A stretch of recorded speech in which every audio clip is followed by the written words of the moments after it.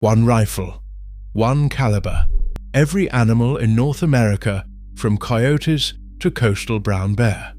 If you could only keep one, which one survives every scenario without making you apologize for choosing it? I already know the answer, and so does everyone over 50 who's been hunting long enough to have tried the alternatives and come back.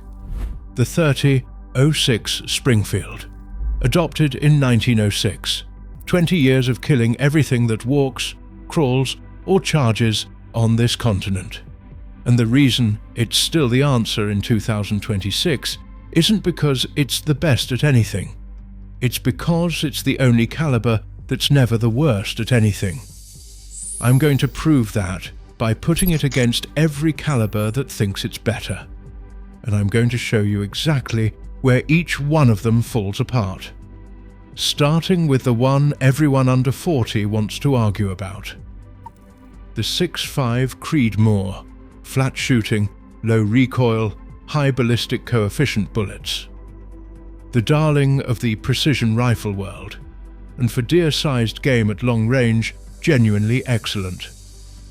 A 143 grain ELDX at 2,700 feet per second will kill a whitetail at 500 yards with surgical efficiency. The ballistic coefficient is better than anything the 30-06 can fire at the same weight. The recoil is about 40% less. The accuracy from a factory rifle is often tighter, and none of that matters when a bull moose is standing broadside at 80 yards and you need a bullet heavy enough to break both shoulders and anchor him where he stands. The 6.5 Creedmoor tops out at 147 grains in factory hunting loads. That's fine for deer, it's marginal for elk, and it's genuinely inadequate for moose and brown bear.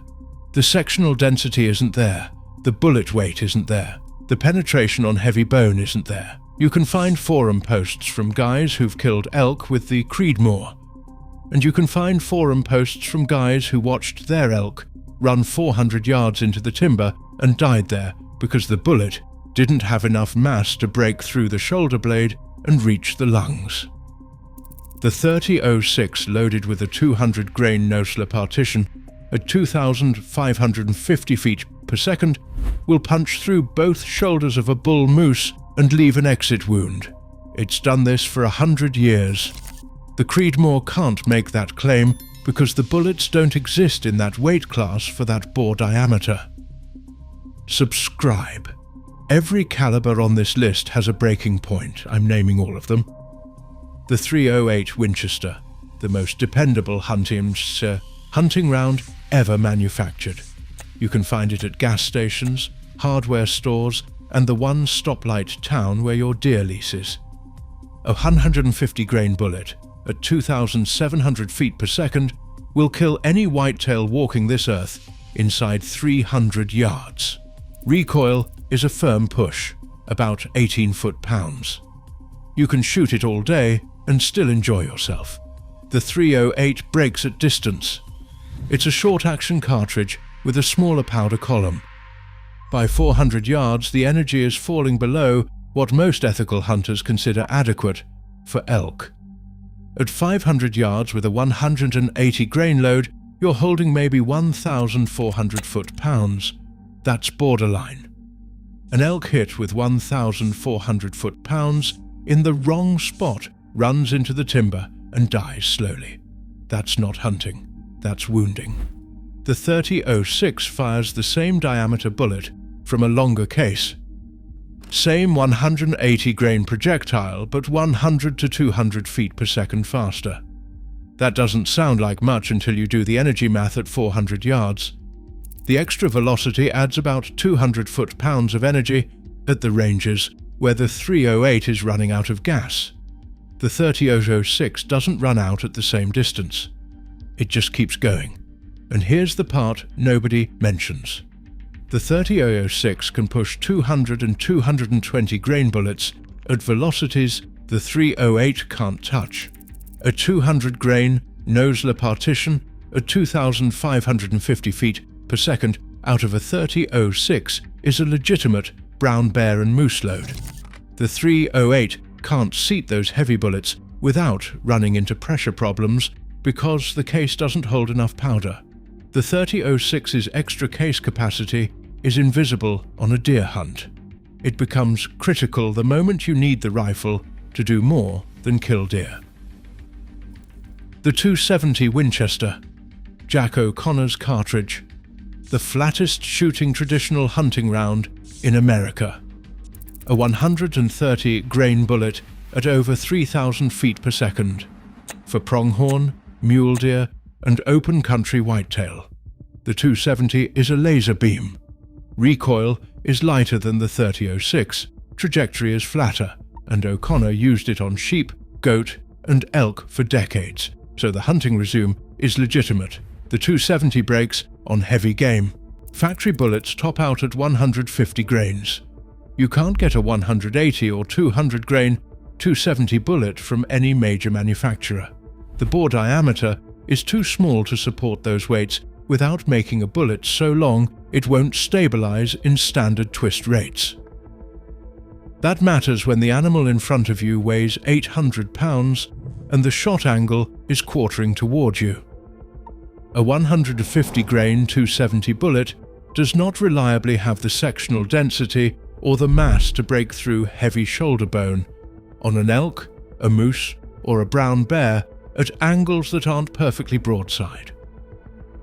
O'Connor killed elk with the 270 because O'Connor was Jack O'Connor and he picked his shots with the patience of a man who understood exactly what his cartridge could and couldn't do. The average hunter at elk camp is not Jack O'Connor. The 30-06 doesn't need you to be Jack O'Connor. Load 180 grain bonded soft points and it handles quartering shots on elk-size game without requiring a specific angle or a prayer. Subscribe. We're halfway through and the caliber that survives is the one your grandfather already knew about, the 7mm Remington Magnum. This is where the argument gets serious. Remington dropped this cartridge in 1962 alongside the Model 700, and it changed how America thought about long-range hunting. Bullets from 140 to 175 grains. The 160 grain sweet spot, screaming past 3,100 feet per second. At 500 yards, you're still carrying over 1,700 foot-pounds. That's genuine elk-killing energy at distance. Wind drift is less than the 30-06. Trajectory is flatter. For dedicated western hunting across canyons and basins, the 7 Mag is hard to argue against. Two problems. First, recoil, about 23 foot-pounds. That's a real step up from anything discussed so far. Plenty of hunters handle it fine. Plenty of others develop a flinch they won't admit to over a box of ammo at the bench. A flinch at the range becomes a miss in the field, and a miss on an elk is the most expensive mistake in hunting. Second, cost and availability. 7mm Remington Magnum is not a gas station caliber. You're paying $40 to $55 a box for hunting loads. During the shortages of 2020 and 2021, 7 Mag was one of the first calibers to vanish from shelves and one of the last to come back. If you can only keep one rifle, it needs to eat ammunition you can actually find. The 7 Mag fails that test in a crisis. The 30-06 costs $25 to $35 a box for quality hunting loads. It's stocked in every sporting goods store, every farm supply, and every small-town gun shop in America. You'll find it when you can't find the 7 Mag. And the energy difference at the ranges where most hunting actually happens, inside 400 yards, is small enough that shot placement matters more than the extra 200 feet per second. The 300 Winchester Magnum, this sledgehammer, 180 grains at 3,000 feet per second. 200 grains still pushing past 2,800. At 500 yards, close to 2,000 foot-pounds of energy. Alaska guides trust it for brown bear. Serious elk hunters carry it when the shot might be 400 yards across a canyon in ugly wind. If your only concern is making absolutely sure whatever you shoot stays down permanently, the 300 Win Mag does that with authority, and it punishes you for it. 30 foot-pounds of recoil. That's borderline brutal. Most shooters cannot put 40 rounds through a 300 Win Mag at the range without their groups opening up. And if you can't practice with your rifle can't save you when it counts. Ammo runs $45 to $60 a box.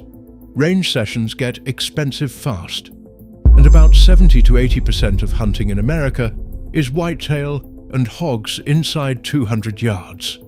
Running a 300 Win Mag for that is driving a dump truck to buy groceries. It works, but you're paying for it in discomfort every single trip. The 300 Win Mag dominates the top end, but if you're keeping one rifle, you need one you'll actually enjoy shooting enough to stay sharp with it year-round. The 300 Win Mag disqualifies itself from the one rifle conversation, for the same reason a Formula One car disqualifies itself from being your daily driver. The performance is undeniable, the livability isn't. Subscribe. One caliber left standing, and it's the oldest one in the room. The 30-06 Springfield doesn't win any of those individual matchups. The Creedmoor shoots flatter. The 270 is more precise at distance. The 7 Mag carries more energy past 400 yards. The 300 Win Mag hits harder at every range. Even the 308 is easier to find and cheaper to shoot inside 300 yards. But the 30-06 never loses badly enough to disqualify itself. That's the difference. Every other caliber on this list has a breaking point, a scenario where it falls apart. The Creedmoor cannot go heavy. The 270 cannot go heavy. The 308 cannot go far. The 7 Mag costs too much and kicks too hard for an all-rounder. The 300 Win Mag kicks so hard that shooters stop practicing. The 30-06 sits in the middle of all of them and covers every gap. 125 grain varmint loads for coyotes and prairie dogs. 150 and 165 grain soft points for deer and pronghorn. 180 grain bonded bullets for elk. 200 and 220 grain no-slip partitions for moose and brown bear. One rifle, one caliber, every animal in North America, and you can buy the ammunition at any store that sells bullets anywhere in the country, during a shortage or not. Recoil is about 21 foot-pounds with standard loads. Firm but manageable without a break. You can shoot 60 rounds at the range and want to keep going. The rifle that's fun to practice with is the rifle you're accurate with when it matters. A 200 grain no-slip partition at 2,550 feet per second produces about 2,890 foot-pounds at the muzzle. That'll put an exit wound through both shoulders of a bull elk. Field and Stream called the 168 grain Barnes TTSX loaded by buffalo boar at 3,000 feet per second, the one load capable of doing everything the 30-06 can do, which is a lot.